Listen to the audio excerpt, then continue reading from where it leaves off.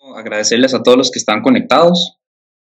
Yo voy a intentar seguir un poco la dinámica y lo que nos hablaba la doctora Kukunova, que en realidad estuvo excelente la charla. Yo les voy a hablar un poco de las dificultades de diagnóstico molecular y serológico de este virus en los trópicos. Como les decía la doctora Kukunova, uno necesita saber cuál es el estado infeccioso, quién está infectado o no, para poder crear estos modelos. Y la única manera de saber si una persona está infectada o no es haciendo diagnóstico. Y existen dos tipos de diagnóstico que luego les voy a hablar un poquito más. Dentro de lo que decía la doctora Kukunova es que en verdad no es fácil medir esto, no es fácil medir el estado infeccioso. Voy a intentar, perdón, a ver si puedo seguir acá. Ajá, ok. Quería empezar con esta diapositiva que me parece sumamente importante. Es que desde hace 100 años tenemos una gran cantidad de virus nuevos y que cada vez está siendo más frecuente. Desde hace 100 años sabemos que virus se están introduciendo a la población humana desde reservorios animales, y hace 10 años que empezamos a ver que esto se está volviendo muchísimo más frecuente. Y lo principal de esto es que son virus novedosos, entonces tenemos que hacer un diagnóstico nuevo, unas pruebas diagnósticas nuevas. Y eso es uno de los factores limitantes que tenemos, o que tuvimos por lo menos en los años 1900, en los principios del 2000. Es uno de los factores limitantes que tuvimos porque el establecer un diagnóstico certero para estos virus a veces demoraba meses, una vez que conocíamos cuál era el agente etiológico. Ahora les voy a dar el ejemplo desde el Charité, desde el hospital donde trabajo, cómo se vio el diagnóstico de SARS-CoV-2 en el tiempo. Entonces, el primer caso de transmisión se cree que se dio en noviembre y diciembre del 2019, pudo haber sido hasta antes de estos meses. Ya para el 30 de diciembre, Provide Mail anuncia que hay una pulmonía de causa desconocida. Para el siguiente día, la Organización Mundial de la Salud en China hizo un anuncio oficial de que ya había una pulmonía atípica, ¿no? El 12 de enero, o sea, 12 días después, China publica la secuencia genómica del nuevo coronavirus. Y un día después de esto, el Charité, un grupo de trabajo especializado de diagnóstico, publicó un protocolo nuevo de detección del nuevo coronavirus versión tipo 1. 4 días después, el Charité empezó a hacer distribución mundial de estos controles y de las pruebas mundialmente. Y hasta el 27, o sea, 10 días después de que ya se tenía diagnóstico y que ya se había empezado a hacer distribución, se diagnosticó el primer caso positivo en Múnich. ¿Qué quiere decir esto? Que tenemos un test diagnóstico pocos días luego de la detección, que fue distribuido por toda Alemania, por todos los lugares, los hospitales más importantes, ¿no? ¿Y qué pasó en América Latina? El primer caso de América Latina fue detectado el 26 de febrero, o sea, un mes después de que fuera detectado el primer caso en Múnich.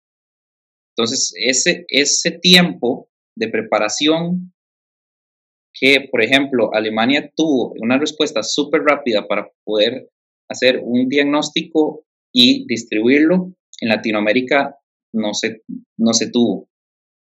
Este es el famoso protocolo Berlín.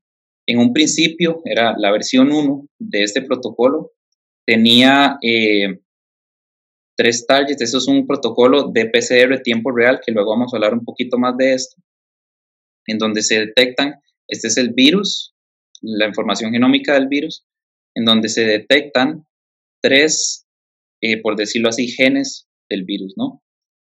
Tiene una sensibilidad que es la detección del material genómico del virus de 3.5 copias por reacción y fue testeado contra un montón de diferentes virus respiratorios, lo que quiere decir que es 100% específico y que solo detecta el SARS-CoV-2.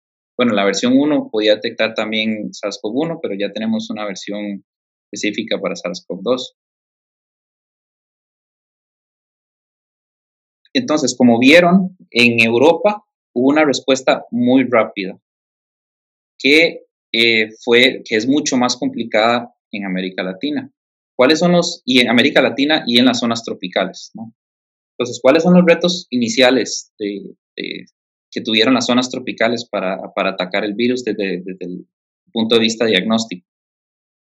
Primero, escasez de pruebas y laboratorios de diagnóstico molecular. Y segundo, suficiente infraestructura de diagnóstico descentralizada. Esto es un ejemplo pequeño de uno de esos puntos. Escasez de pruebas y laboratorios de PCR al inicio de la pandemia. Este es un laboratorio en Benín, en África del Oeste, que nosotros visitamos para establecer diagnóstico molecular en el mismo. La primera detección de SARS-CoV-2 en este país se dio el 14 del 3, el 14 de marzo, pero como vemos, hasta inicios de marzo se empezó a hacer diagnóstico molecular. La línea punteada que tenemos acá es la capacidad diagnóstica diaria que tiene el laboratorio. Estos son datos reales del laboratorio en sí. Cada una de estas columnas ejemplifica cuántos test se requería hacer o se quería hacer en el día. Y si vemos por acá en abril, tenemos un día en donde tenemos una cantidad como de 500 o 600 tests, cuando la capacidad diagnóstica del laboratorio son 100, ¿no? Las columnas rojas son la cantidad de positivos por día. La cantidad de positivos por día era muy baja, son 4, 5 positivos por día. Estamos hablando con el director del laboratorio para ver qué ha sucedido desde abril hasta ahora, para observar si la estrategia de diagnóstico o de testeo ha mejorado, pero como vemos, había una sobrecarga del laboratorio y esto es algo que sucedió porque no teníamos una infraestructura. En muchísimos países no se presentaba una infraestructura suficiente para la cantidad masiva de tests que se necesitaban hacer, ¿no? Y eso afecta el diagnóstico rápido y demora el testeo y rastreo, que es como lo decía la doctora Kukunova, y ahí es donde entramos en problemas, ¿no? de control. Lo segundo que les decía era la insuficiente infraestructura de diagnóstico descentralizada e independiente, que también se los mostró un poquito la doctora Kukunova. Aquí se los muestro yo con un diagrama, con unas columnas, donde vemos que las zonas tropicales en África y Latinoamérica son las que presentan la menor cantidad de tests por cada 1000 personas. No llegan ni a los 50, en comparación con otras regiones. ¿Qué nos lleva a esto? Tenemos una capacidad muy limitada para testar, que nos limita la trazabilidad de contactos y nos limita el aislamiento de los positivos, ¿no? Y además, cuando tenemos toda la fuerza laboratorial de diagnóstico enfocada en SARS-CoV-2, muchas de las otras coinfecciones que también generan mortalidad no van a tener suficiente cuidado, el suficiente rastreo o la suficiente vigilancia como normalmente se haría. Entonces, ¿qué podemos hacer para diagnosticar este virus? Tenemos dos principales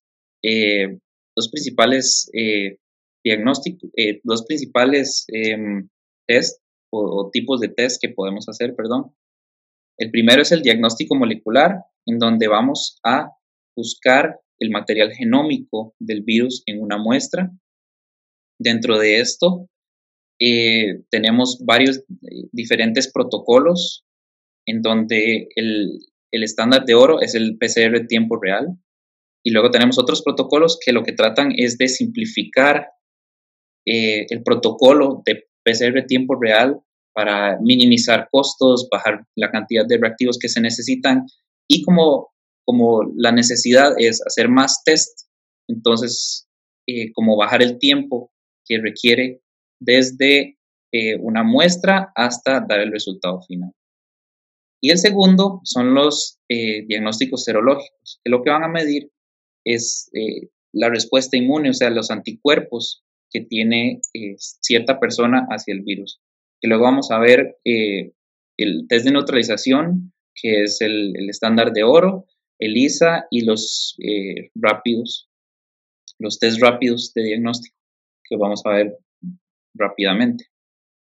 Entonces, como les decía, no me voy a meter mucho en esto, pero el estándar de oro para diagnóstico es el PCR tiempo real, que lo que hace es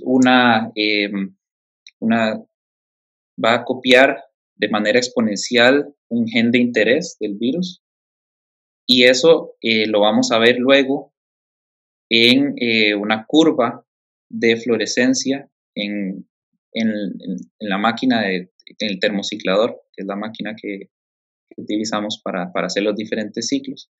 Y eso nos va a decir si una persona, la cantidad exacta de material genético que tiene la persona o la muestra, en este caso, de virus.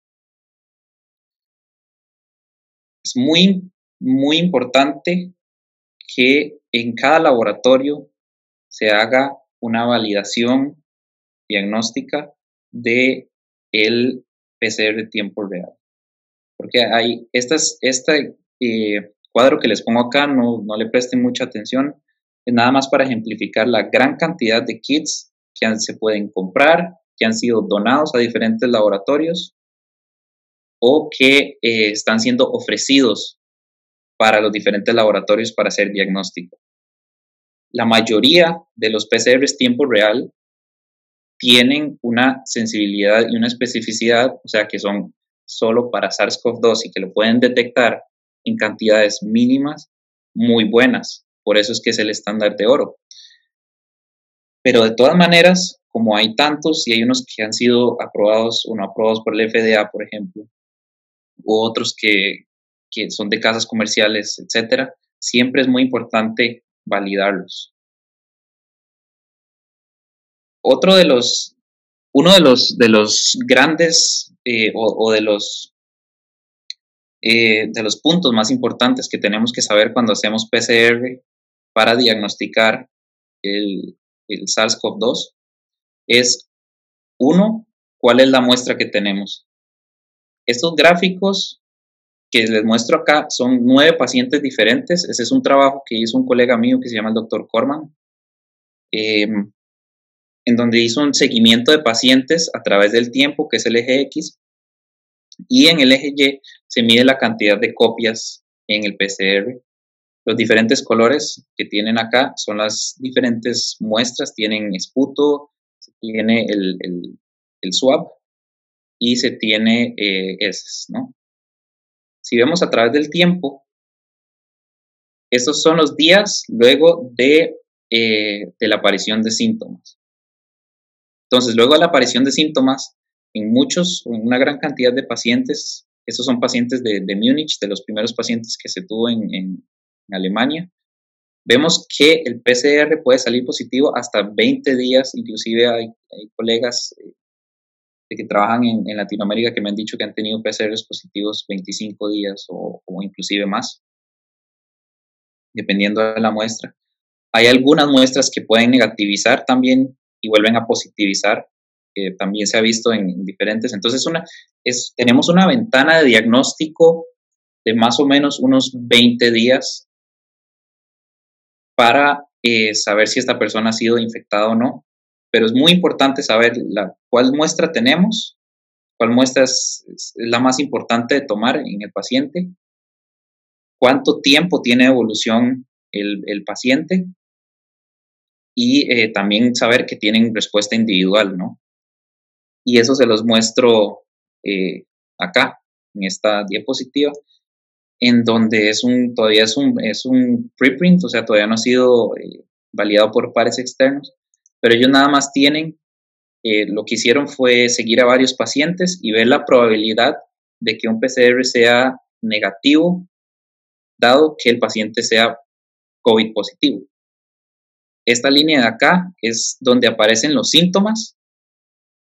Entonces, si vemos, la aparición de síntomas está muy correlacionado con un PCR sensible, con la detección de la enfermedad.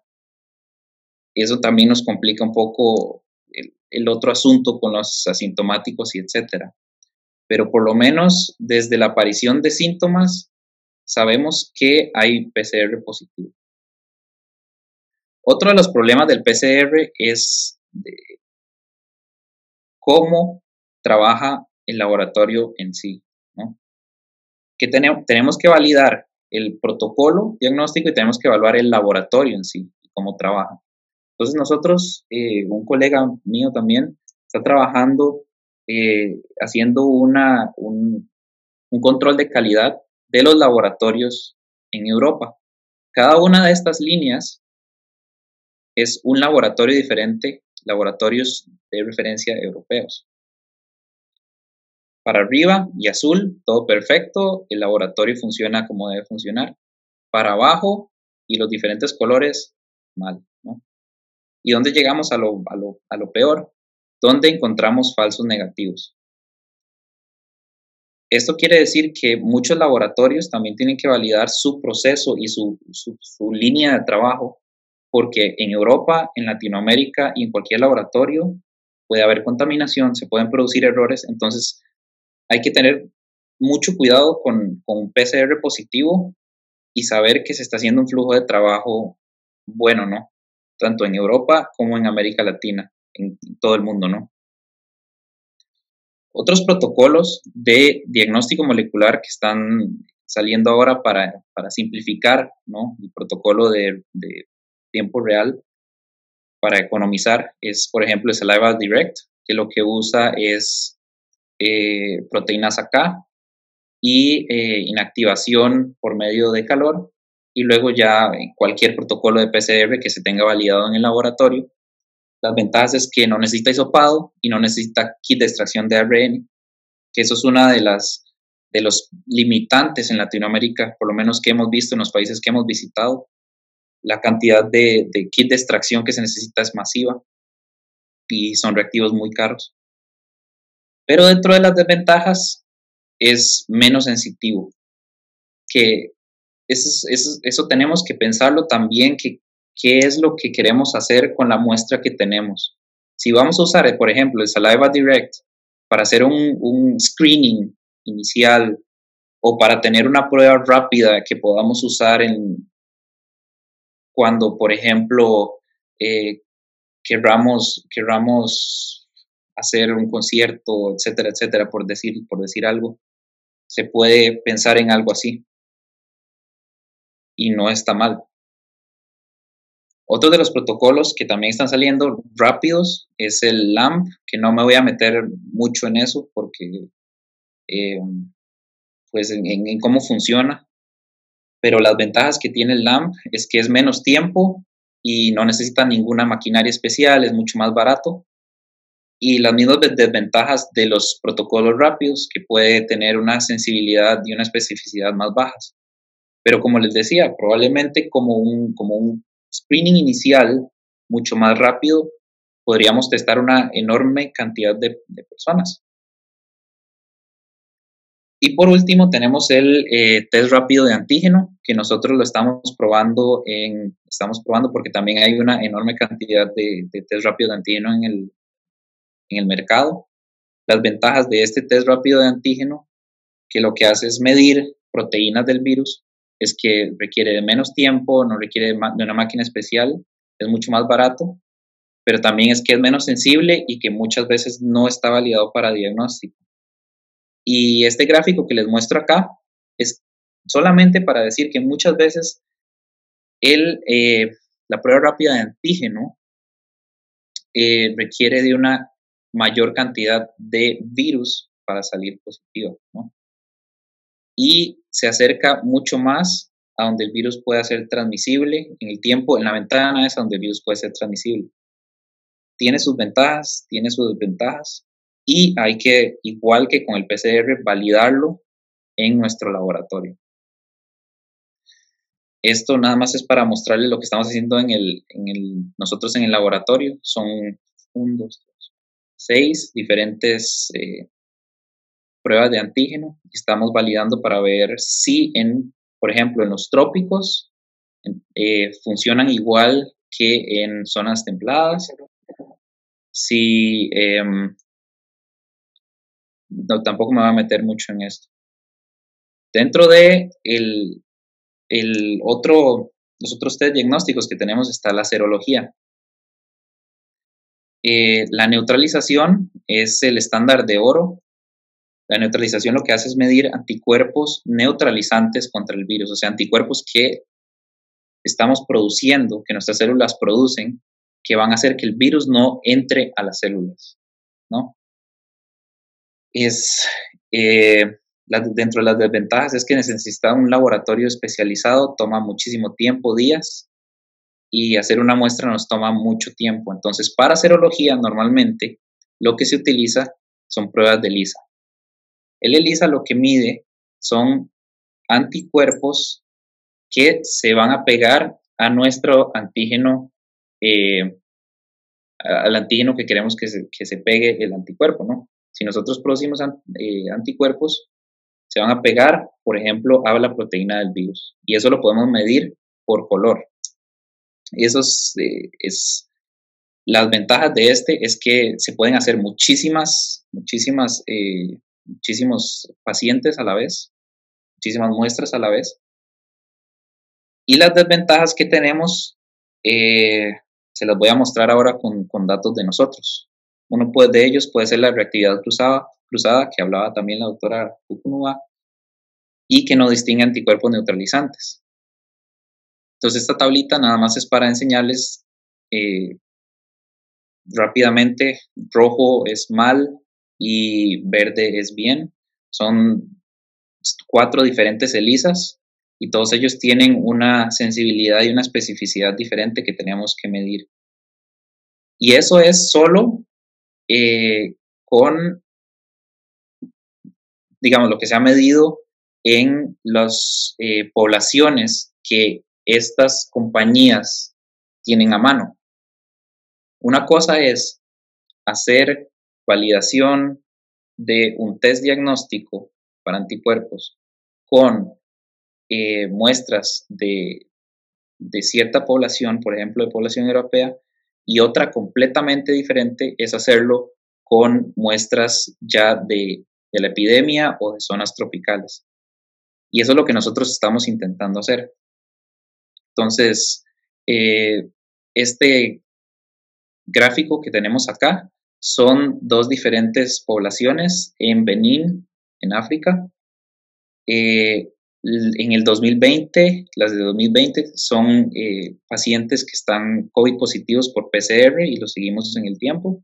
Y en el 2019 son pacientes que no deberían tener anticuerpos para COVID, porque el COVID no estaba circulando en ese momento en África, ¿no? Estos son 3 diferentes ELISAs comerciales que se comercializan, pues se distribuyen por todo el mundo. Tenemos una detección muy buena, casi del 90% de los pacientes SARS-CoV reconocidos por PCR. Pero tenemos ciertos pacientes acá, 20% más o menos, que están reaccionando a este ELISA. Les hicimos neutralización, que si recuerdan es el estándar de oro. No aparecen en la neutralización. no tienen anticuerpos neutralizantes. Entonces, ¿qué son estos anticuerpos que estamos detectando? Empezamos a buscar coronavirus que normalmente circulan en la población, OC43, por ejemplo, normal, tenían anticuerpos contra esto, pero también los pacientes de acá abajo, que no fueron SARS positivos. Entonces eso no explica qué es lo que tienen estos pacientes diferente a los que salieron positivos. Buscamos reacciones hiperinmunes por el virus, tampoco, igual en las dos poblaciones. Nos fuimos a ver qué otras enfermedades transmitidas por vectores podían tener. Había una gran cantidad de pacientes malaria positivos, pero los pacientes que estaban acá positivos tenían una mayor cantidad de copias, o sea, una parasitemia mucho más alta que los que estaban negativos. Lo que quiere decir que muy probablemente tenían malaria aguda, una infección muy reciente. Y esto es la única diferencia que nosotros encontramos para poder explicar por qué estábamos viendo esta reacción de anticuerpos inespecífica, ¿no? Entonces, vemos que tenemos que validar los test de diagnósticos serológicos, no solo en Europa, porque esto se ve que es completamente diferente a la población de los trópicos, ¿no? Eso se ha visto también en otros artículos por dengue, por ejemplo, en donde también se detalla un poco la reacción cruzada de anticuerpos con dengue, Zika. Entonces estamos hasta ahora empezando a ver que sí puede haber una dificultad diagnóstica en los trópicos, porque obviamente esta línea que muestro acá, con la gran cantidad de malaria y de dengue, por ejemplo, entre otros que tenemos en los trópicos, va a generar un background inmune de las personas que viven en los trópicos completamente diferente al europeo o al estadounidense o al canadiense, por ejemplo, ¿no? Y eso también lo estamos viendo en un estudio que estamos haciendo con el INSPI, con el Ministerio de Salud en Ecuador, en donde tenemos en el tiempo, estamos midiendo cuándo entró SARS-CoV-2, estamos haciendo los estudios de serepidemiología que dice la doctora Kunoa también, que son sumamente importantes, pero también estamos viendo reacción cruzada. Y eso todavía estamos intentando dilucidar si es por alguna enfermedad transmitida por vectores o por malaria o por etcétera, o por inclusive los coronavirus estacionales, ¿no? Que también pueden ser. Y ya para terminar, este es un artículo que salió en The Lancet hace 2 días, en donde dice cuáles son las acciones prioritarias que tenemos que tener todos los países para combatir la pandemia. Entonces necesitamos, lo primero, tomar decisiones a base de ciencia, tener data consistente como de modelos y ahora de estudios seroepidemiológicos. Tenemos que tener estas herramientas de diagnóstico validadas, que es lo que nosotros también estamos tratando de hacer en el Charité con el grupo del doctor Drexler. Y tenemos que tener financiamiento y ayuda global. Y eso es lo que nosotros estamos intentando hacer en toda Latinoamérica, buscando ayudar y buscando hacer ciencia y hacer lo que se pueda para encontrar información de salud pública relevante que podamos usar para tomar decisiones.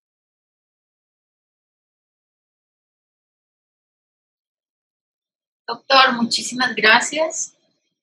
Hay algunas preguntas con respecto a su conferencia, que es muy importante y es muy relevante.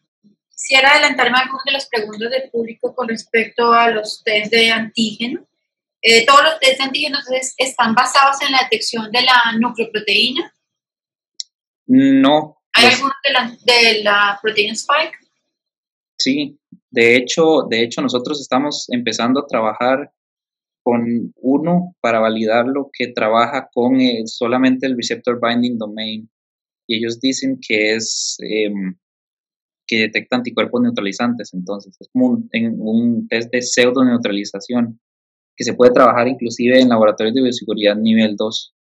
Entonces, ese es un problema también complicado en toda esta diversidad de test diagnósticos. Hay unos que funcionan con nucleoproteína, hay otros que funcionan con spike, hay otros que funcionan con el envelope, por ejemplo. Entonces, pues la validación, que hay varios grupos que ya lo están haciendo, pero eso también se tiene que hacer en los laboratorios, ¿no? Y cada laboratorio y cada país tiene diferentes regulaciones también, entonces si está aprobado o no, también complica lo que es pues la sensibilidad, especificidad y cómo lo vamos a utilizar, ¿no?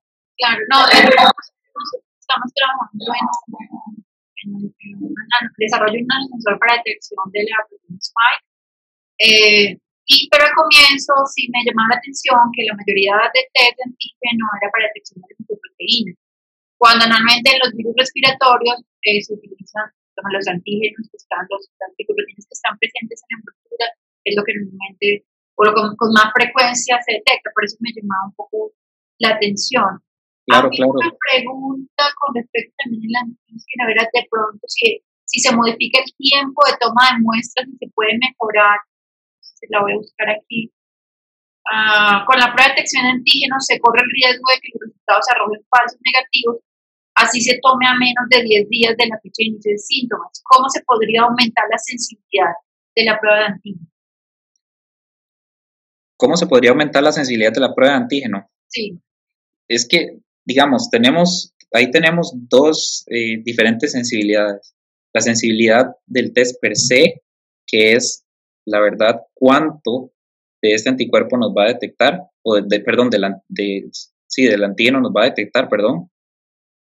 Y tenemos también el curso clínico de la persona.